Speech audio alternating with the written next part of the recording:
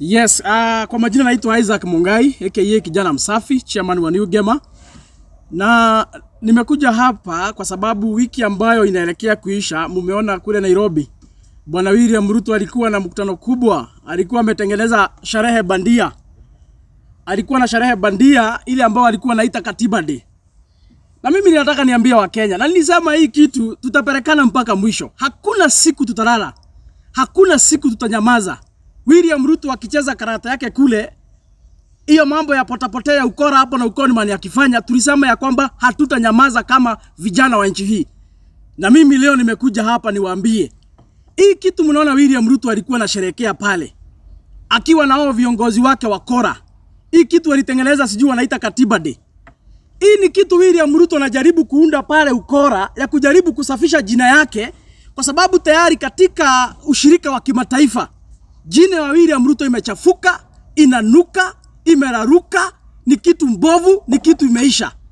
Kwa sababu ya ukeukaji wa sheria. Na kwa sababu wamejua hivyo, mpaka iko kesi ambayo inachunguzwa kule Senate ya Umarekani. Kwa sababu hii ya mauaji hapa amekuwa akitekeleza. Kwa sababu mnajua vizuri ya kwamba tangia akuwe rais, ile kitu kubwa William Ruto amefanya katika nchi hii haijaifanywa na mtu mwingine yote, ni kuua watoto. Na kwa sababu anajua hilo jambo limehuzunisha dunia mzima, sio Kenya peke yake, na amejulikana katika dunia yote ya kwamba ni rais wa kwanza ambaye anaongoza Kenya kutumia kifua. Ni rais ambaye anaongoza Kenya bila kuzingatia taratibu za kisheria. Na sababu ishajulikana na ameanza kuchunguzwa, ametengeneza rukuba ingine hapo inaitwa Katiba Day, ili aonyeshe shirika la kimataifa ya kwamba eti yeye ni rais ambaye anafuata sheria, yeye ni rais ambaye anafuata katiba, yeye ni rais ambaye anazingatia taratibu za kisheria. Anataka kusafisha jina yake, aonekane yeye kutoka apishwe kama rais wa Jamhuri ya Kenya hakuna siku amekeuka sheria na ameweka sheria mbele kama vile ambavyo sheria inasema. Mimi nataka niambie wa Kenya, William Ruto ni ile fisi ya kawaida na mnaijua vizuri. William Ruto ni ile fisi ya kawaida na mnaijua vizuri. Hii kitu anajaribu kufanya ni ngozi ya kondoo ameanza kushona. Ni ngozi ya kondoo ameanza kushona ili ajifunike, ajiwekelee, arudi kwenyu wa Kenya, aanze kuomba kule na kuwadanganya vile ambavyo alifanya wakati wa 2022. Na sisi tunamwambia, tunamuonea 18. Na hatuwezi sahau Bwana William Ruto, ingawaje unakubali kushona ngozi ya kondoo ujifunike ili watu wasahau ya kwamba wewe ni fisi. Tunakuambia wewe bado ni muuaji na uliua watoto. Tunakuambia wewe bado ni mbakaji wa demokrasia. Wewe ni mbakaji wa demokrasia. Haki za kibinadamu hakuna siku umeheshimu siku hata moja. Tunakuonea 18. Tunakuonea 18. Wewe ni mwizi. You are ranked as the most corrupt man in the world. Not only in Kenya, dunia mzima. You are ranked. Wewe ndio yule mwizi mkubwa katika dunia mzima. You are ranked just the other day. Hatuwezi sahau ya kwamba wewe ni mwizi. Hatuwezi sahau ya kwamba wewe ni muuaji. Hatuwezi sahau ya kwamba wewe ni mfisadi. Hatuwezi sahau ya kwamba umekuwa ukiongoza, uongozi wako ni wa kimabavu. Hatuwezi sahau ya kwamba wewe ni dikteta. Umeua watoto, umeharibu nchi, umeharibu kila kitu. Hiyo hatuwezi sahau. So no matter how much the effort you are trying to put, so that you can clean your name, eti watu wasahau, ndivyo rudi hapa sasa na Biblia uweze kuzunguka hapa ukiiba chorus hapa. Hatuwezi sahau Bwana William Ruto. Ile karata ulituchezea wa Kenya milioni 7.2. Ukakuja na Biblia ukiwa umejivalisha ngozi ya kondoo ukatudanganya. Hilo kosa hatuwezi rudia kama wa Kenya wa Jamhuri hii. Na ndio tunakuambia acha kujifanya hapo Katiba Day. Katiba Day hiyo ni upuzi. Hao wakora wote ulikuwa na wao. Na unajua ile kitu imeharibu Kenya ni wewe unafiki. Hii unafiki ndio imeharibu Kenya. Na hii kitu lazima tuambiane ukweli. Hao wezi wote walikuwa wamezingira William Ruto jana hapo wakisherehekea sherehe bandia. Ndio wale siku wamekuwa na mkutano kule ya PG amesema ya kwamba ni wakora. Wale uliita wakora ukasema ni wafisadi wanakula pesa kule bungeni. Ndio walikuwa wamekuzingira hapo siku ya jana mkifanya hapo sheria bandia eti ni Katiba Day. Nataka niambie wa Kenya wa Jamhuri hii, kama iko watu wanafuata sheria ni wa Kenya. Wale wanavunja sheria ni William Ruto na wakora wake, wale walikuwa wanasherehekea jana siku ya katiba. Kama iko watu wanakeuka sheria, kama iko watu uongozi wao hata umelaniwa na Mungu, ni William Ruto na wakora wake, wale walikuwa wameuzingira siku ya jana. Hamuna aibu. Siku 3 zimeisha, unasema ya kwamba watu ni wezi. Alafu mnakuja hapa kujifanya mapadri. Mnavaa suti hapa na tai mnajifanya mapadri. Eti sasa ni katiba day. Eti nyinyi ni wanasheria, mnafuata sheria. Bwana William Ruto, tunakurudisha pale pale. Wewe ni mbakaji wa demokrasia, wewe ni muuaji ulio watoto, wewe ni mwizi, umepora Kenya. Hakuna rais mwingine ashaifanya maovu kutoka dunia ianze kuliko vile ambavyo umefanya. Kwa hivyo niambie wa Kenya, msifunikwe macho na hiyo upuzi na ujinga ilikuwa inaendelea jana. Hiyo ni kipindi. Hiyo ni kipindi na upuzi, isiwafunike macho. William Ruto ni yule yule. Yeye ni fisi, yeye ni muuaji. Na wa Kenya msijaribu kusahau. Wale ambao watachagua William Ruto 2027 ni watu wa aina mbili peke yake. Nataka nitangaze leo. Wale watu watachagua William Ruto 2027 ni watu wa aina mbili. Aina ya kwanza ni wale wamezeeka, wamekaribia kukufa kama Aturi. Wale wamekalia deposit. Kulingana na kalenda ya Mungu hawafai kuwa duniani, wamepitisha miaka 70 miaka ya Mungu. Hiyo ndio watu wa kwanza ambao watachagua William Ruto. Aina ya pili ile itachagua William Ruto ni wale ambao ni tasa, hawajawahi zaa, hawatawahi zaa, hawawezi zaa, hawajui uchungu wa mtoto. Hayo ndio aina ya pili ile ambayo itakaochagua William Ruto. Lakini mtu yeyote ambaye anajua uchungu wa mtoto, mtu ambaye ashaizaa, mtu ambaye ako na matarajio ya kuzaa, hakuna mtu anaweza pigia kura William Ruto 2027 kwa sababu ya ile damu ambayo haikuwa na hatia ya watoto wetu walimwaga. Watu wa pili pia, wale vijana tuko katika nchi hii, wale ambao tuko na maono, wale ambao tunatarajia wale ambao tunatarajia kujinua katika taifa hili. Hakuna hata mmoja wetu ambaye anaweza chagua William Ruto. Lakini tumemwachia kina Atuli, wale ambao wanaweza kufa anytime, wamekalia deposit, wamemaliza miaka ya Mungu hapa duniani, au wanaweza pigia William Ruto kura sababu hata hawezi fika 100. Ni Atuli tu na wazee wengine kama 89 hapo. Na tasa sidhani wanaweza fika hata 1000, tasa ni wachache tu. Wale wengi ni sisi. Wale ambao tunajua uchungu wa watoto. Wale ambao tunajua kuishi ni nini. Wale ambao tuko na matumaini ya taifa hili. Wale ambao tuko na nia ya kukomboa taifa hili. Sisi ndio wengi na hatuwezi nunua ujinga na upuzi ya William Ruto. Hii ambaye anajaribu kujifunika hapa ngozi ya kondoo na yeye ni fisi ya kawaida. Kitu ya mwisho nikimalizia. Nimeona William Ruto pale akidanganya. Siku ameita watu wa Kiambu pale akiongea mambo ya SHA. Mimi nataka niambie wa Kenya, William Ruto is a master of shifting the blame game. Na baada ya kupatia wabunge hongo, mumeona juzi akiwaruka akisema ni wezi. Na yeye ndiye mwenye kuwahonga. He's a master of conning people, he's a master of shifting the blame game. Yesterday, alisema ya kwamba eti mahospitali zile zinalipisha wagonjwa zinafaa zifungwe na hao madaktari wanafanya makosa. Mimi nataka niambie wa Kenya leo hii, William Ruto anaongea mambo ya SHA akiwa kule Nairobi. Anadanganya wa Kenya ya kwamba inafanya kazi. Lakini kuongea ukweli, SHA is a scam. Hakuna mtu hajui hivyo. William Ruto amepora SHA kila kitu, amepora SHA kila kitu. Na hata mahospitali hazilipi pesa.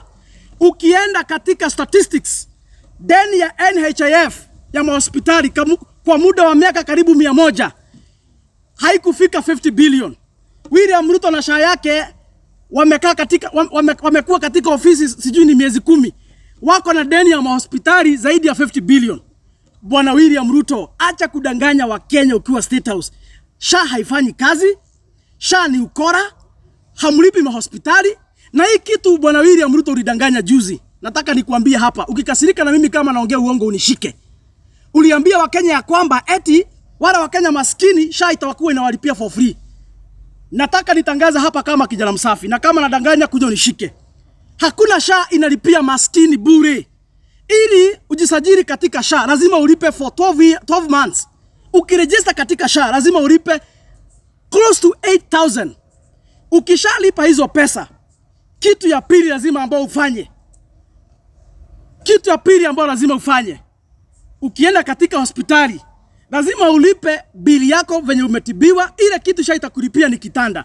Na mimi nikauliza wa Kenya, maana ya kulipa NHIF ilikuwa ili ukiwa na shida, ukienda kutafuta matibabu, kwa sababu umejisajili kama mtu ambaye ako na health insurance, inafai kulipia zile pesa mingi. Hiyo ndio maana any kind of a health insurance. Lakini hii ya William Ruto ni utapeli, ni ukora. Wa Kenya mnajua hivyo, hakuna mtu inalipia. Kwa hivyo Bwana William Ruto, acha kudanganya wa Kenya kule Nairobi. Huku kwa ground SHA hailipwi na unajua hivyo.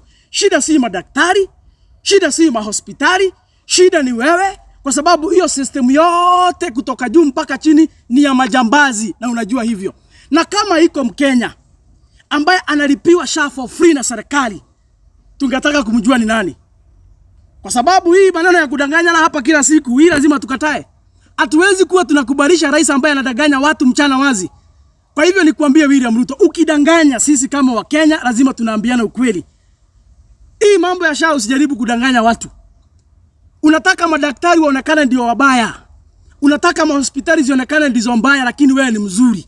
Nataka niambie Wakenya, msilaumu hospitali, msilaumu madaktari. Yule ambaye ni wakulaumiwa ni mwenye kumaliza NHIF na kareta SHA, na ni William Ruto na wakora wake. Kwa hivyo bwana William Ruto, hata kama ulishindwa kutengeneza taifa, umeshindwa kabisa kutekeleza zile ahadi ambazo ulituahidi, tunakuomba kitu moja: Wakenya si ngamia, Wakenya si ng'ombe. Tunajua ya kwamba umesomea mambo ya miti na wanyama, lakini Wakenya wako na akili. Acha kutudanganya kila siku. Acha kutuambia uongo ambao tunaona wazi. Wakulaumiwa ni wewe. Wewe ndiye mwizi mkubwa. SHA yako ndio imefail. Umeweka wezi huko. The whole system is corrupt. Na kama ni kweli unapigana na vita dhidi ya ufisadi, tungetaka kuona bwana Aden Duale akiwa jela, vile ambavyo Uhuru Kenyatta alifanya. Akashika kina Henry Rotich wakati tulikuwa na skando ya Kimwarel na Roll Dams. Tukaona Uhuru Kenyatta akifuta waziri wa fedha wakati alikuwa Rotich, akafuta mwenye walikuwa PS wakati wote, wakapelekwa kwa mahakama. Kama William Ruto unamaanisha kwamba unapigana na vita dhidi ya ufisadi, tunataka kuona Aden Duale, huyo PS wake, wale wote wanahusika, tungetaka kuona ndani kama ni kweli unapigana vita dhidi ya ufisadi. Lakini kwa sababu hii tu ni ile kamari, hii ni ile tu karate ya potapotea, unajaribu kucheza na akili za Wakenya ili wafikiria kwamba iko ufisadi unapigana naye, ili uanze kusafisha jina yako, unawekea wale wengine lawama. Nataka niambie Wakenya, hakuna ufisadi unapigana nayo. Mfisadi mkubwa duniani na Kenya mzima, wewe ndio mfisadi 001. Kwa hivyo hakuna corruption ambayo unapigana nayo, na unajua hivyo. Niambie Wakenya nikimalizia, msikubali kufunikwa macho na karata na ukora ya William Ruto. Ni yule muuaji, ni yule mfisadi, ni yule ambaye wakuongoza na kifua, ni yule tu ameua watoto wetu, ni yule tu anapora kila kitu, ni yule tu amekojolea uchumi ya Kenya.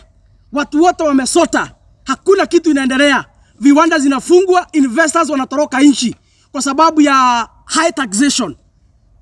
Yeye ndiye ameharibu kila kitu. Tusijaribu kudanganywa, na Wakenya msijaribu kudanganywa. Kwa hivyo nitamalizia hapo. Kama kuna swali nitachukua moja, kama hakuna swali tutafungia hapo. Cha muhimu ni kujulisha Wakenya kwamba zile karata zote William Ruto atacheza kuanzia leo mpaka 2027, mjue ni karata tu anacheza ili mpatie yeye nafasi ya kukua rais kwa mara ya pili, na nataka msahau. Na ndio maana anaita watu kule State House wanapatia 10,000 kila mtu. Siku ameita watu wa Kiambu, hiyo siku walitumia about 100 million only for 2 hours.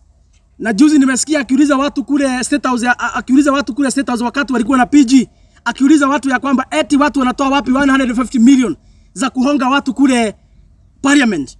Ya William Ruto, kama unauliza watu wanatoa wapi milioni 150, wewe unatoa wapi milioni 100 za kuhonga wananchi wale ambao unaita kule State House kila siku? Na niambia Wakenya, hasa jamii ya Mlima Kenya, William Ruto amebadilisha style. Kwa sababu alikuja hapa mkafukuza yeye. Kwa sababu alikuja hapa mkaambia yeye mambo ni one time. Ya? Sasa amebadilisha mbinu. Ile karata anacheza ni ya kuwaita pa county. Leo jana ameita Kiambu, siku nyingine ataita Meru, siku nyingine ataita Murang'a, siku nyingine anaita Kirinyaga, siku nyingine ataita watu wa Nakuru, hiyo nyingine watu wa Laikipia. Mkiitwa muende kule State House, jamii ya Mlima Kenya, sababu tunawasihi tafadhali, vile ambavyo kiongozi wetu Rigiji alisema, mkiitwa pale State House, hiyo pesa mchukue, sababu ni ushuru yenu, si ya pesa ya William Ruto ati ya kuku na mayai. Hiyo ni ushuru yenu mnapatiwa. Chukua hiyo pesa, ukuje ulipe landlord nayo. Kama unakaa kwako hulipi rent, hiyo pesa peleka kwa chama. Kama hauna chama, lipa deni. Kama hauna deni, tafuta mtu patie hiyo pesa. Ama ukule mandazi yote ikwishe, vile ambavyo Rigiji alisema. Kwa sababu hizo ni pesa ambazo ziko na laana, ni pesa ambazo zilimwagiwa damu na watoto wetu wa Gen Z. Kwa hivyo mkuwe werevu, mkuwe wajanja, msikubali kuanguka katika mtego wa William Ruto kwa sababu ni mkora na ni conman na ni yule ambaye mnajua. Tutamalizia hapo kwa hayo machache na mengi kama hakuna swali. Is there any question or we stop there? Any question? Any question? No question, eh? Tutamalizia hapo na tuambie Wakenya ya kwamba tuzidi kuongea ukweli, si ndio? Tuendelee kuambia Wakenya ukweli, tusisurutishwe na mtu, tusiuziwe uoga na mtu. Jana ni za wanaume, na kama ni kugongwa teke kwa sababu ya kuongea ukweli, so be it. Kama ni kupigwa risasi kwa sababu ya kuongea ukweli, so be it. Si ni kweli? So asanteni sana, Mungu awabariki, Mungu awabariki taifa letu.